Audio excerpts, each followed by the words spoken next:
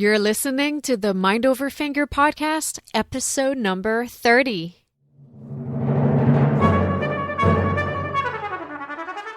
Welcome to the Mind Over Finger podcast, discussions on mindful music making, efficient practice, and building a purposeful career.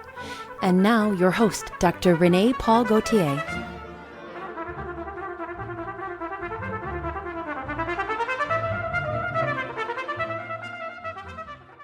Hi, everyone. I hope you're having a wonderful morning, day, evening, wherever you are. Well, I'm having a hard time believing it, but today is the last episode of season 1 of the Mind Over Finger podcast.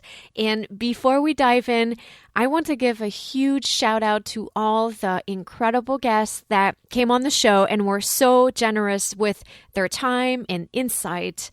I appreciate it so much, and I had a fantastic time speaking with them.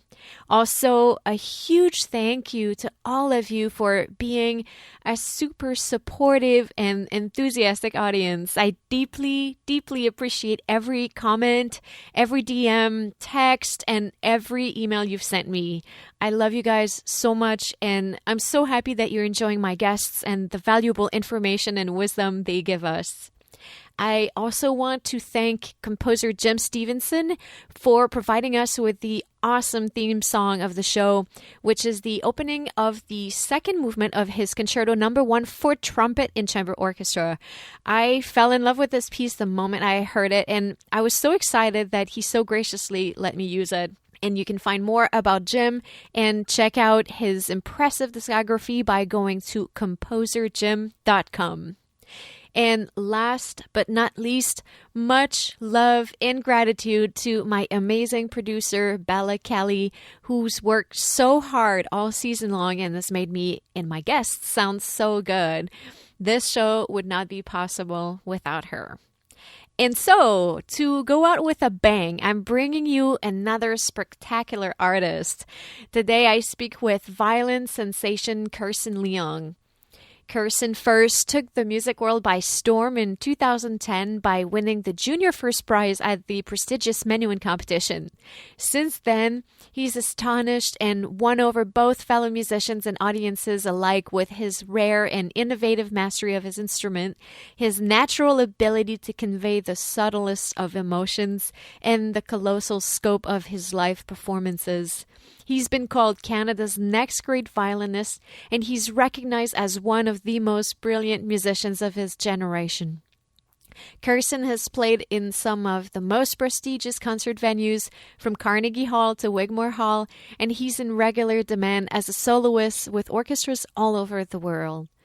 As you'll see, Kerson has an amazingly authentic and profound approach to music making. We talk about his terrific YouTube series, The Art of the Etude, his wise and meaningful practicing methods, and how he approaches violin mastery and musical expression. It's an inspiration and information-packed episode, and I know you're going to love what's ahead. And to let Kerson and I know that you're listening and give us the opportunity to thank you for tuning in, please take and share a screenshot and tag us on Instagram. After the interview, stay with me for details about some very exciting bonus episodes that will be coming up for you in the next few weeks and about the wonderful guests that you can expect in season 2. Let's go to the show.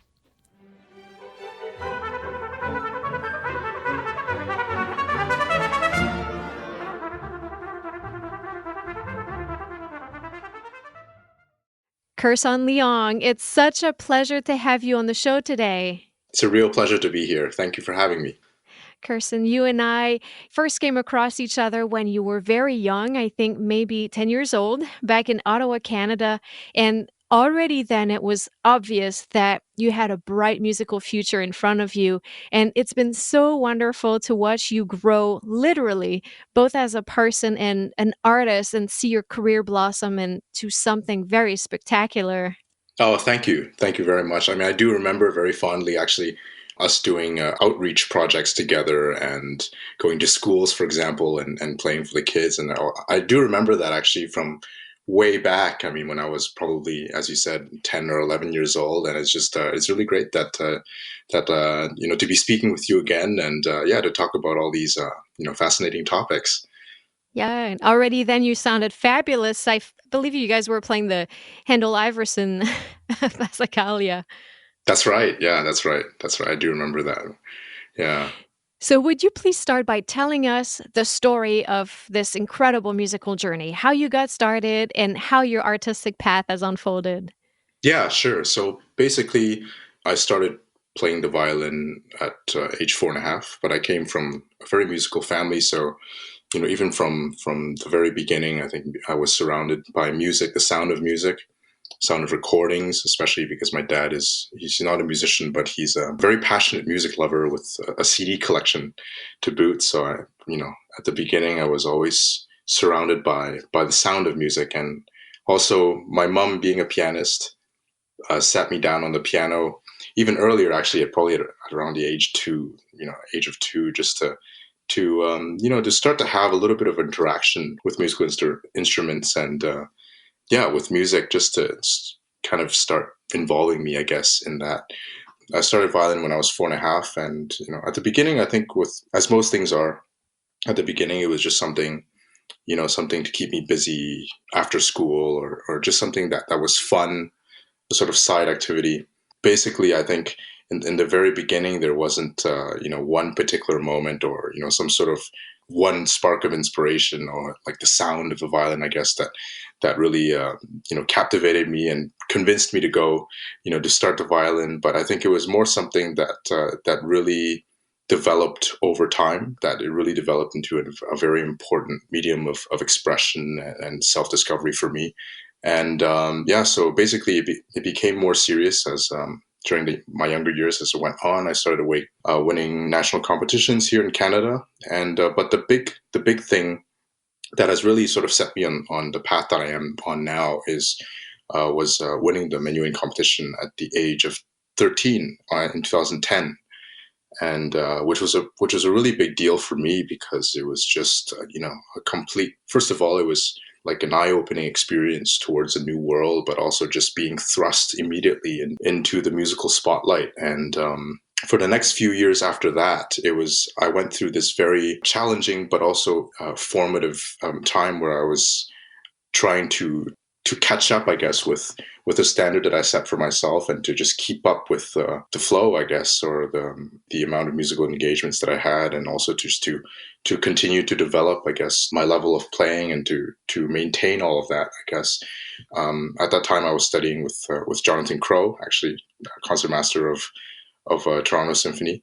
Yeah, he was definitely my rock during those years, and he has a special place in my heart for being there, and for being that stable force. And but also, I think because of the nature of how fast things sort of rolled, and the immediacy of everything, I find that it really also was a time that forced me to sort of develop my own independence in terms of how to think about music, also to find my solutions to my own technical problems, for example. And just to develop this resourcefulness, I guess, and to, for example, not be afraid to question things, or to try and follow my own instinct, or my own feeling regarding things. And I feel like that was winning the Menuhin was the start of a very long process. Yeah. That's incredible. I really love how you talk about developing your own independence, your own voice, and finding solution to your own technical problems. And you use the word question, and that is kind of the essence of what I feel like mindful practice is, because so often some young musicians have a very passive attitude towards learning the instrument and practicing, in the sense that they will just kind of try to do only what their teachers tell them, and Hmm. they will wait for the solutions to come from an outside source. But I love hearing that you really went the route of questioning and following your instinct. And I think that explains a lot about your success. This is absolutely wonderful. Oh, thank you. Yeah. Yeah. Basically, I think that was just, the theme there was in order to because I guess we come from a grand tradition of violin playing, of things that, recordings from the 20th century, of all these great people who have been doing these things before us. And of course, there's always this element of tradition of, trying to, in a way, emulate the feeling or the sort of sensation that we get from listening to those past players, or from trying to uphold this tradition. But I think there's really something to be said about just really, really thinking for yourself in that sense. And as you said, and questioning about everything that's put in front of you, and in terms of, what kind of decisions, whether musical or, anything to do with the instrument or otherwise, that is in front of you, and to really treat things with this in mind, I guess, was very important, and still is, I think, what defines me today. Kerson, your solo career, it takes you across the world, and I can see that your calendar is quite full. And I really wish that you and I had a few hours to cover all the topics related to practice and performance and building a meaningful life in music. But unfortunately, we don't have hours. But I thought that we could use a really awesome project of yours as the starting point for a conversation about mindful and efficient practice. And I'm talking here about the Art of Etude video series on YouTube, which you started about a year ago, if I'm correct. Yeah, absolutely. And by the way, I really encourage all of you listening to visit Kerson's YouTube channel. I will, of course, put a link in the show notes. You will find so much fantastic content there, terrific playing, insightful info, and really applicable musical tips. But anyway, going back to the Art of Etude, you actually, why don't I let you tell us more about the Art of the Etude? What is the Art of the Etude, and what was the motivation behind that? Yeah, so basically, the Art of Etude is a video series that I started on my YouTube channel, and in the beginning, it was just a way for me to, as a way of giving back, I guess, and also paying tribute or giving thanks to the people who have influenced me and the people who have helped me regarding, let's say, my relationship towards the instrument, or in general as musical mentors, just to give thanks to them, and to share, that kind of knowledge, I guess, with with the camera, so that it could really, sort of reach the next generation. And I think for me, it's become a way for me to also talk about certain technical topics, or certain whatever topics regarding the violin or music that I'm particularly passionate about, or that things that perhaps may be a little bit more specific, or may not be as talked about as much. So in a way, it's a real blend, I guess, of information. And the nice thing about etudes is that basically they have a lot in common with actually the pieces that we perform daily. But at the same time, these etudes we would not necessarily, or caprices in this case, would not necessarily perform. So in a way, it allows for us to use these caprices to work on whatever we choose, in our technique or in our musicality, which is great because there is that element of musicality there in certain etudes, especially the road caprices, which I'm covering currently. I'm doing actually a marathon of the 24 caprices of road on Art of Etude at the moment. And I just feel like there is that musicality there. So, but at the same time, being something that you work on privately in the practice room, it does, offer you, in the same sense that, it can be a real canvas to work on technical aspects, but also for you to experiment and to explore different musical ideas and how to implement them in relation to the violin. I really love in the videos how you begin by playing the caprice, and then caprice and etudes, and then you offer tips and tricks and suggestions on aspects that we can explore a little bit more. And I find that so inspiring. And of course, you're playing a stellar, so this is really, really nice to hear it. Very inspiring and very motivating. I'm curious, would you say that etudes were a big part of your journey as you were growing up? Yeah, definitely. I would say that, especially in the lead up of the Menuhin competition in 2010, it was just, etudes really played a very significant part in helping me, sort of quickly develop a lot of the technical tools that I needed and to develop, I guess, that technical standard, I guess, that I needed for that competition. And it was just, yeah, it was a real grounding force at that time. And for that reason, I think a lot of these etudes or caprices, especially these road caprices, which I did a lot then, have a very special place for me. So yeah, that's it's also why it's a real pleasure for me to be using these etudes to talk about certain topics these days in my series. Hmm. I like them because I find that they, of course, they teach us how to learn, they teach us how to practice, and they really help us maybe tackle some technical elements. Etudes are so, no pun intended, but instrumental in teaching us what we need to learn about mastering our instruments. And, so many students, well, first of all, don't like to learn etudes because they don't always see the reason why and how beneficial they can be for them. But also, I find that most students play etudes very mechanically and they focus only on the technical aspect. And that's something you just mentioned. You are such an eloquent musician, so musical. And even when you play these etudes at the beginning of the videos, they are so beautiful and artistically played. So please, can you tell us a little bit, how do you see the etudes as contributors to expression? How can we use them to develop this musicality that you're talking about? Yeah, basically, I think that's a real theme in my series. I think in one particular video, I did mention that these caprices sort of become your playground Mm. in terms of whatever you want to try to express, to experiment, with sound colors or whatever, in order to produce a certain musical intention, I guess. And these caprices really allow you to do that because they are, in a way, musical pieces, you know.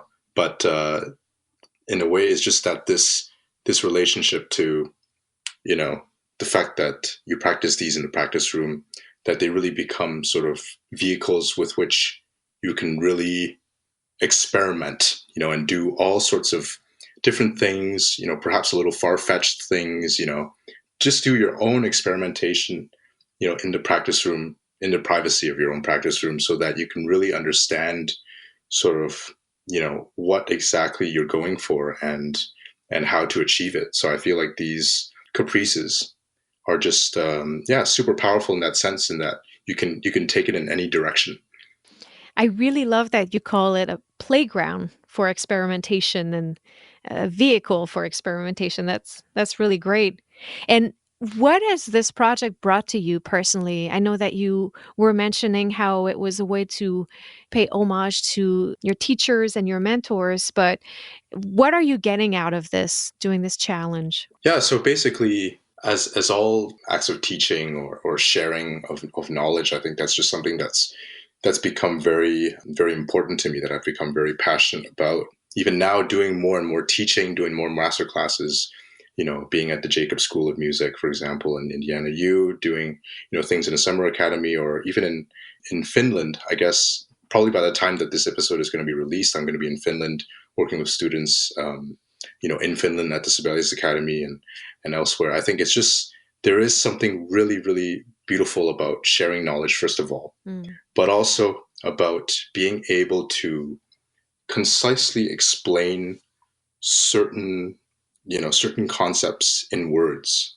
I think that's very, very valuable, and in a way can help us understand more of how we feel inside about certain things, or what we want to do. I think that in order to be able to explain things in words is a great exercise in a way. And I personally, I mean, every time that I put together one of these episodes for Art of Etude, I also get a little bit more enlightened about a certain topic, or even learn something new. So for me, it's just a constant feedback loop, I guess. Trying to really share my knowledge, and in the process enlighten myself, and to really reinforce certain things, or to even learn new things. That's great. Carson, your mastery of the violin, so astounding. And like I said, you're not just a brilliant technical player, but also wonderfully expressive. And I'm sure my listeners are curious about the practicing secrets behind all of this. So, would you mind tell us a little bit about the process in the practice room? How does that work? Yeah, for sure.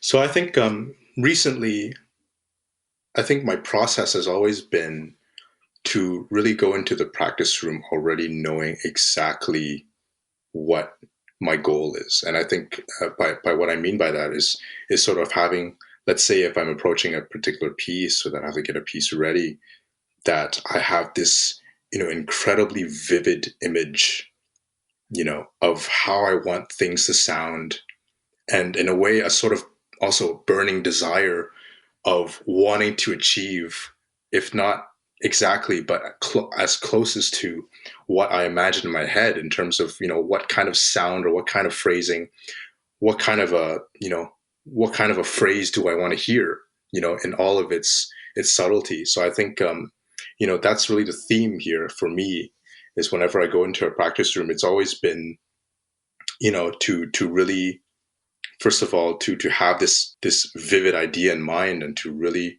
try and do whatever you can to try and reach that goal. So in general, I think that's in a way why I would think that something that has benefited my technique quite a bit in recent times is just this sort of developing my technique to achieve exactly those specific things that I have in mind, instead of just sort of practicing my technique or practicing passages for the sake of being able to do certain things later. But I think that's sort of the thing for me that I found out that if I really already have this specific thing in mind, that it really becomes much clearer, I guess, the mission, or every time you go into a practice room, what to work on.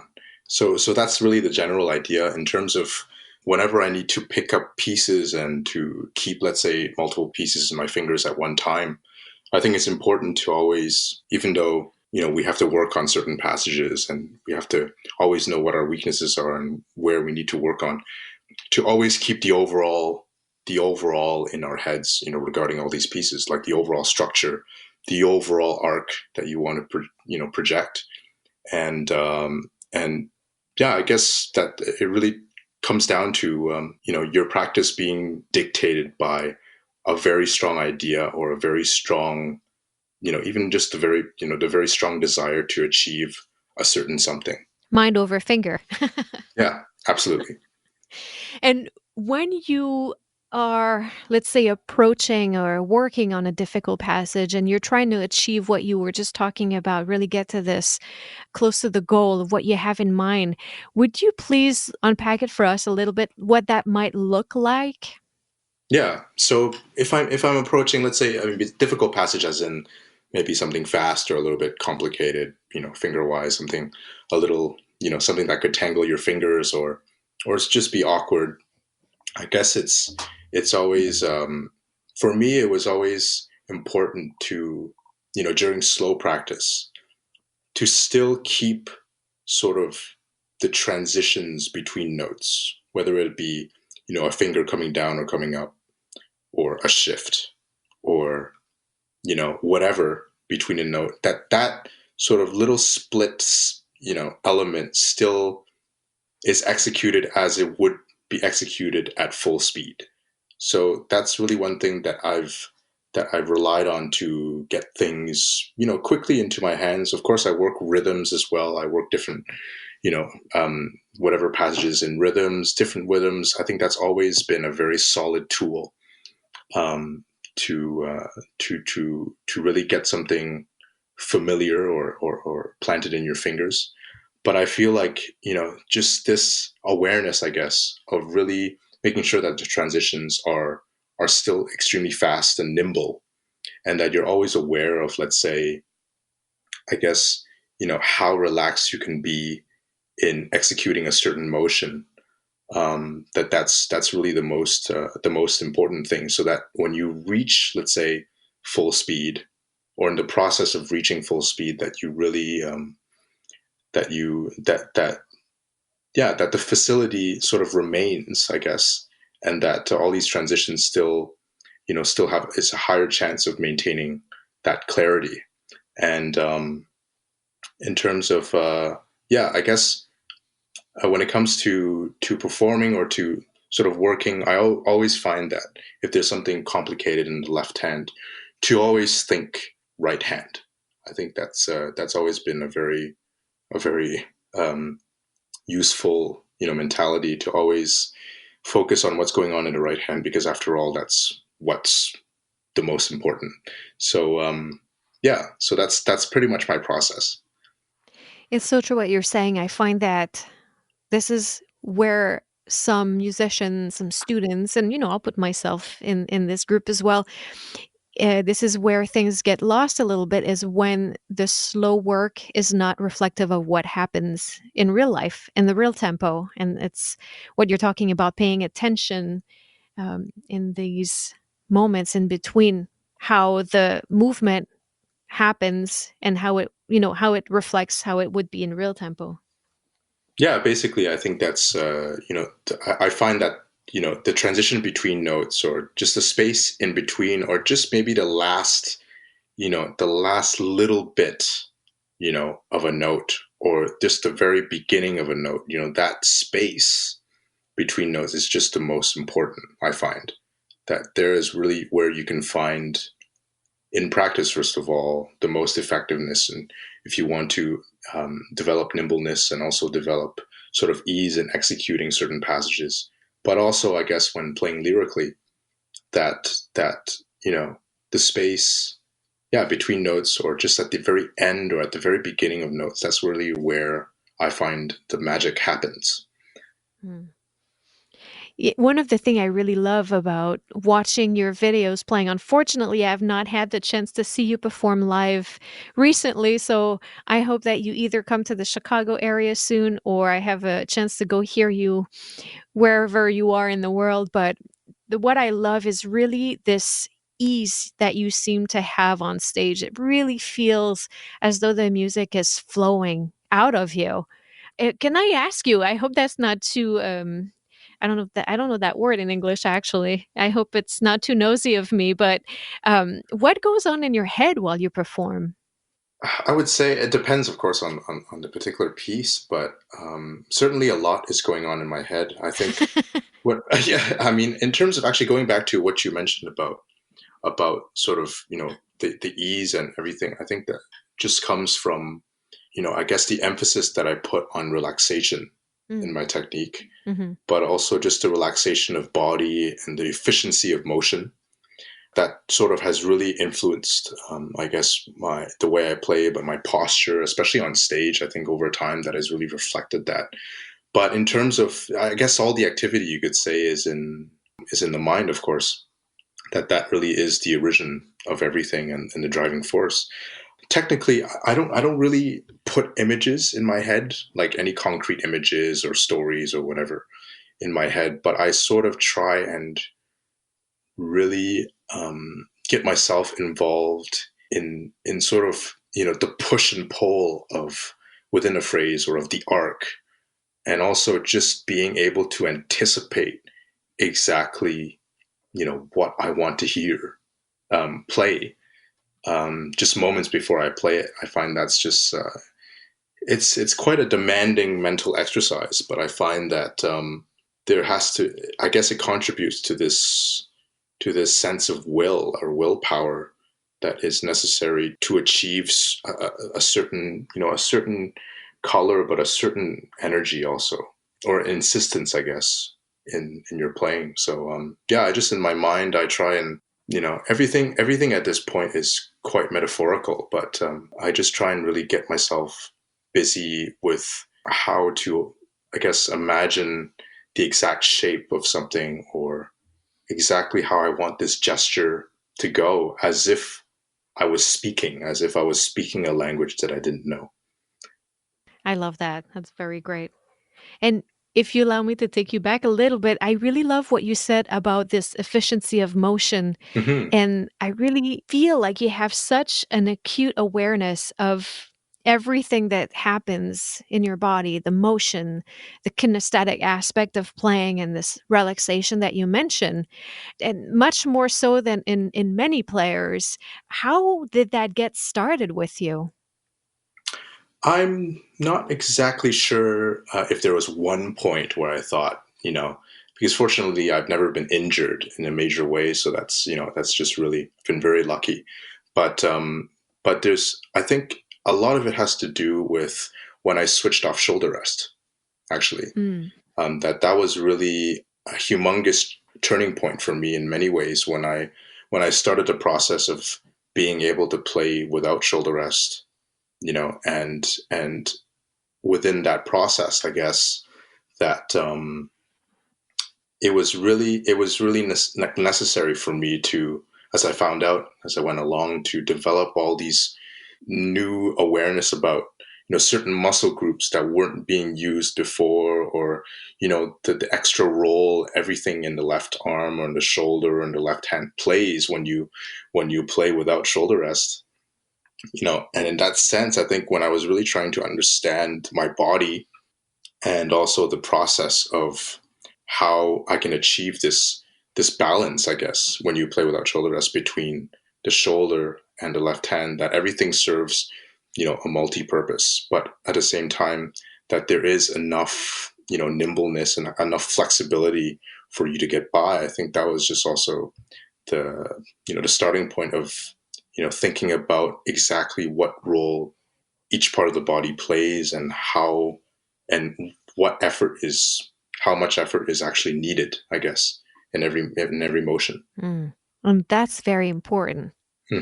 Yeah, yeah, absolutely. I think in a way, playing without shoulder rest has really freed me up.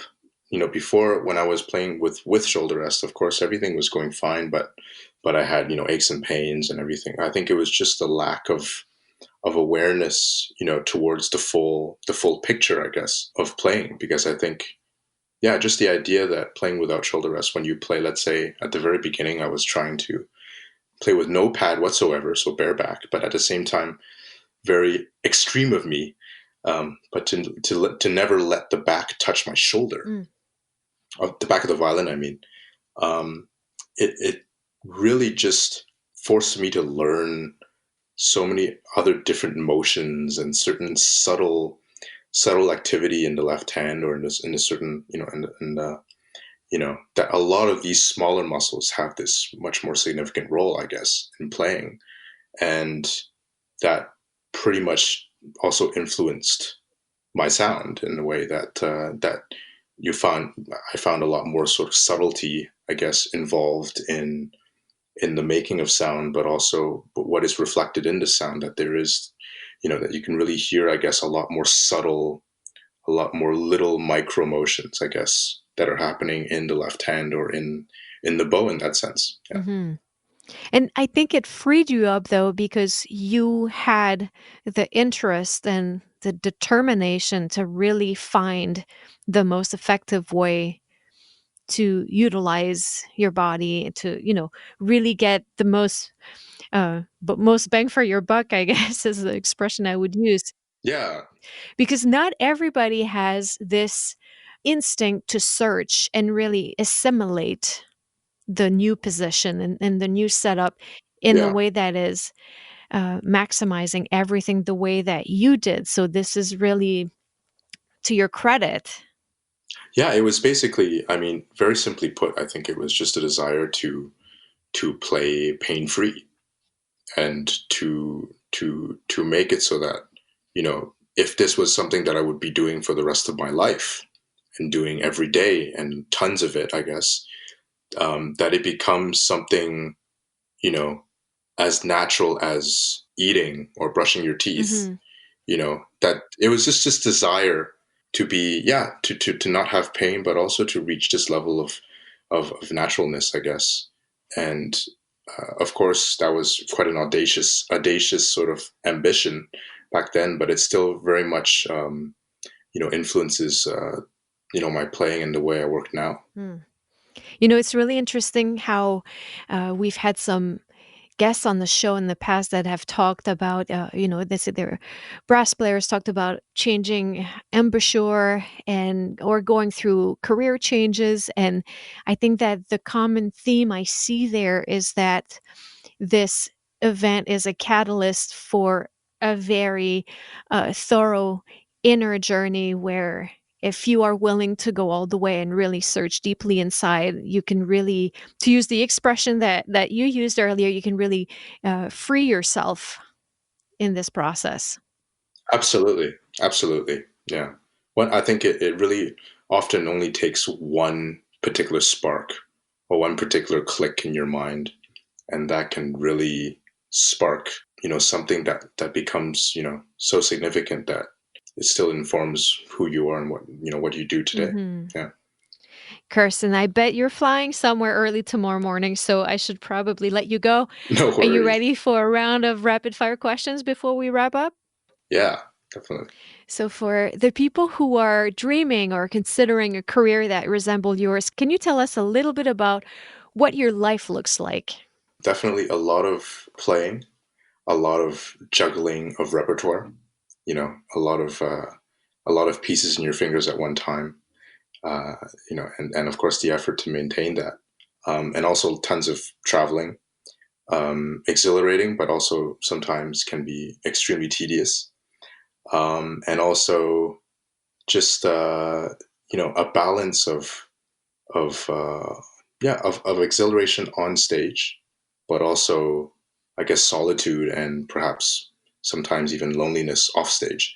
So there is that definitely that duality there. What skills do you think young musicians studying today should acquire in addition to learning to play their instruments?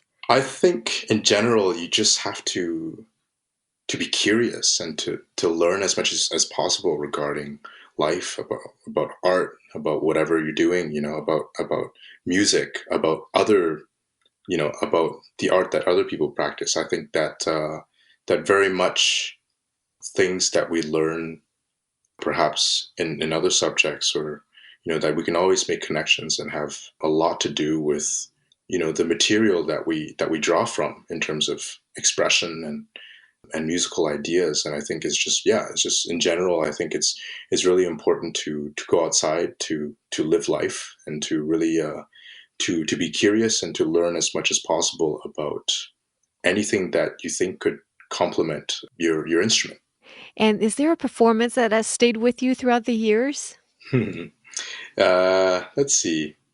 This one, I think there's just been a lot of performances that have influenced me to years. But I think probably off the top of my head, I would say when I heard Grigory Sokolov play live for the first time. This was in Brussels, I think, and in 2016.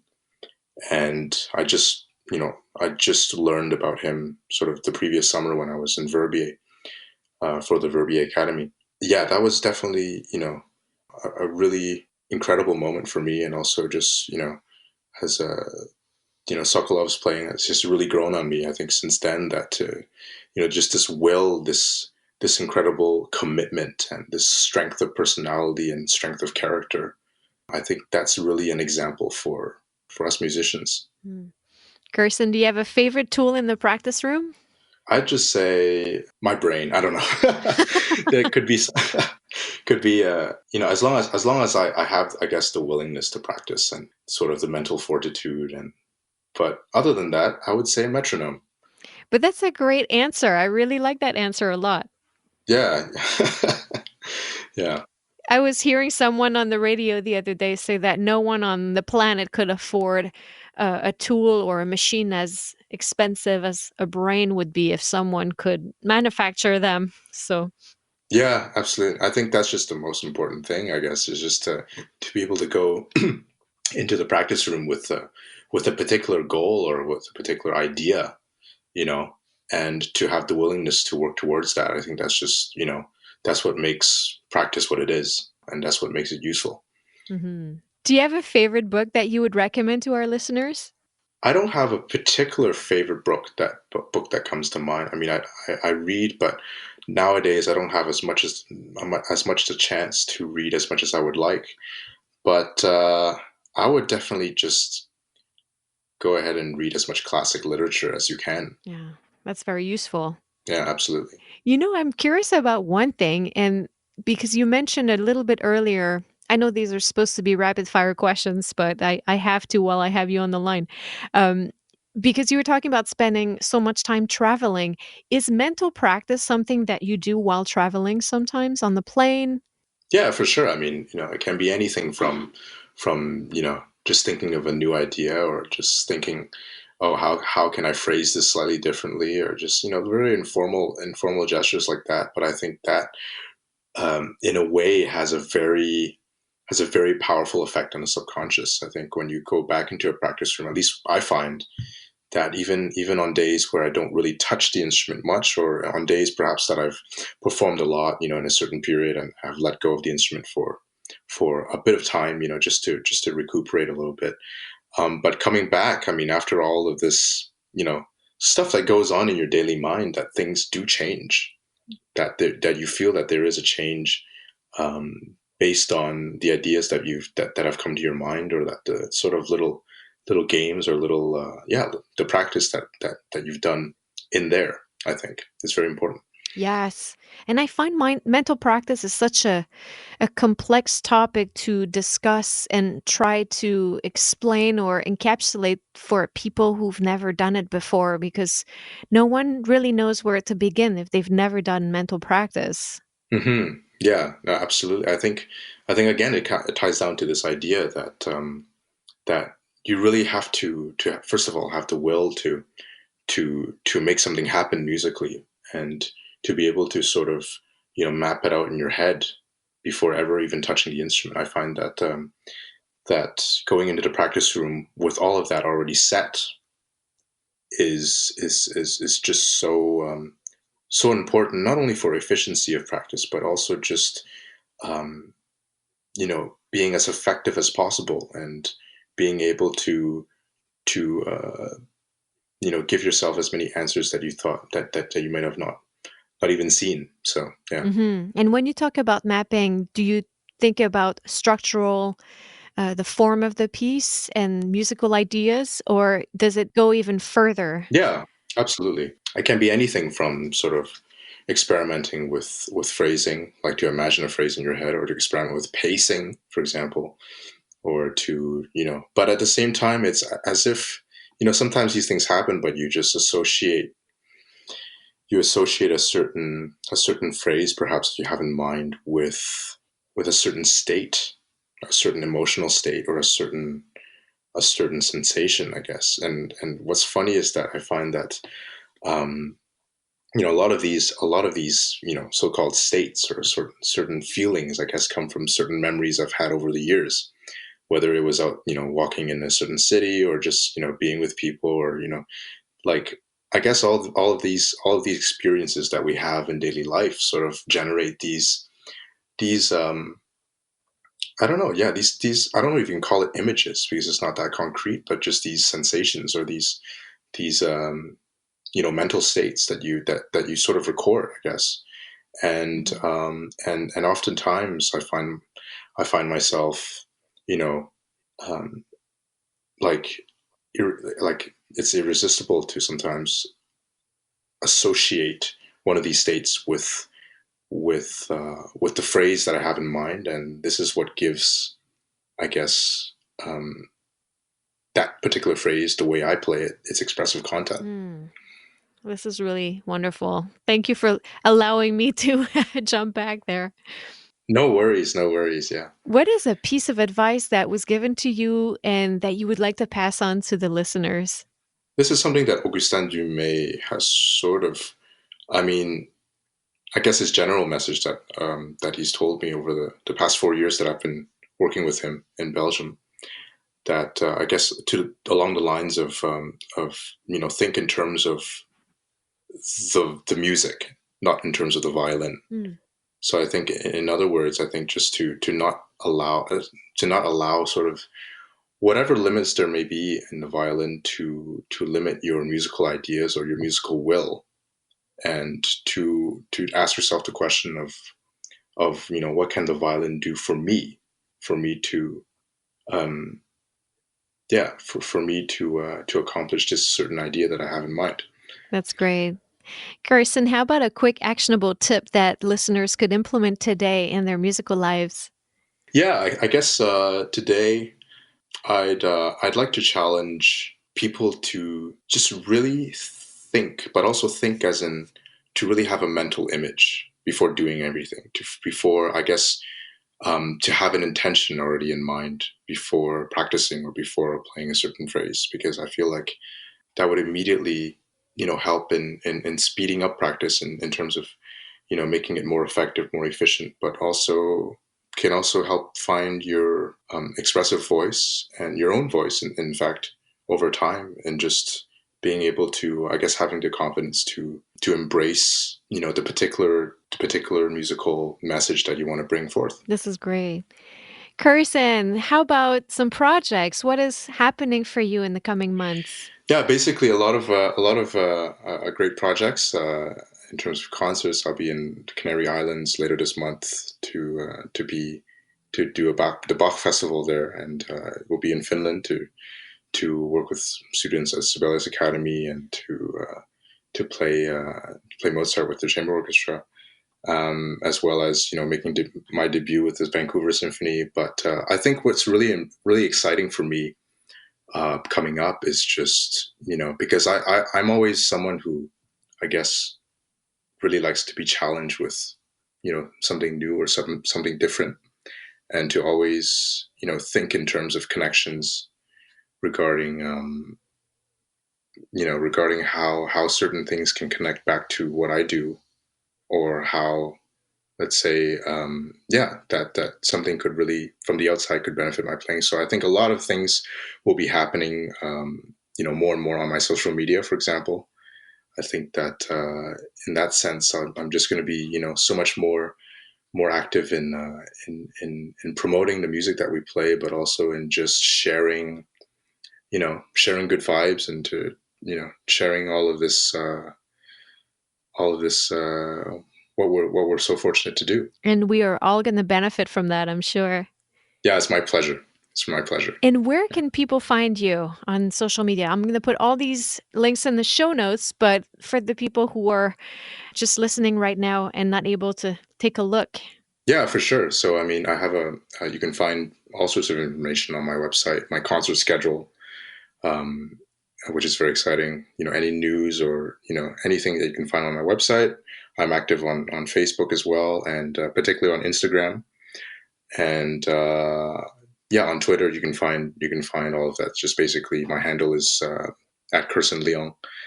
And I just, I'm really happy for the support that I've had over the, and really thankful for the support that I've received. And I'm just really looking forward to interacting with more musicians and music lovers in the future. Kerson, as I said, I wish we had hours to talk about everything: music, violin, performance, career, you name it. And I hope we do at some point in the future. I'm so honored and happy and grateful that you took the time to share your insight with me and my listeners today. Thank you so much. Thank you very much for having me, and I look forward to the next time.